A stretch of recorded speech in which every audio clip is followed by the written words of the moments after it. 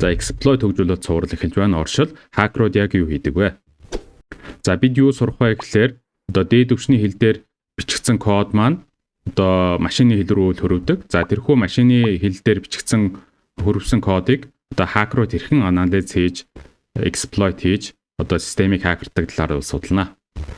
За stack гэж юу вэ? Stack гэдэг маань бол тодорхой сүүлд орсон эхэлж гардаг тийм өгөгдлийн бүтц байж байгаа. Ерөнхийдөө санахой муж тодорхой нэг мужийг stack болгоод ашиглацдаг. Яг л одоо давхарсан тавг шиг хамгийн сүүлд хийснээ хамгийн дөрөнд авна.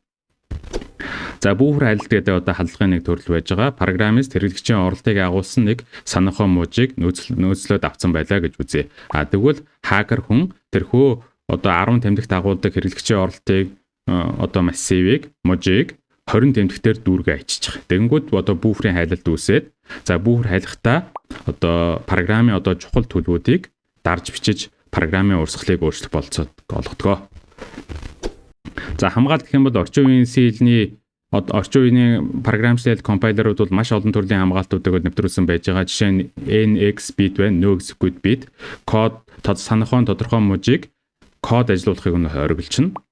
За ASLR гэж байгаа программыг ажиллах болгонд бол хаягийг рандомаар солиод байна.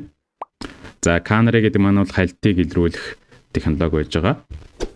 За орчноо бэлдэн. За бид Linux-ийн орчинд бол одоо судалгаагаа хийн. За бид Linux-ийн орчинд одоо Ubuntu орчин байж болно жишээ нь. За терминалаар нэгээс sudo apt install nasm gcc gdb гэдэг командаар ажлын орчингоо бол бэлдэнэ. За дараагийн дугаараар бид GDB ашиглан санахад байгаа өгөгдлийг харах талаар бол үзнэ.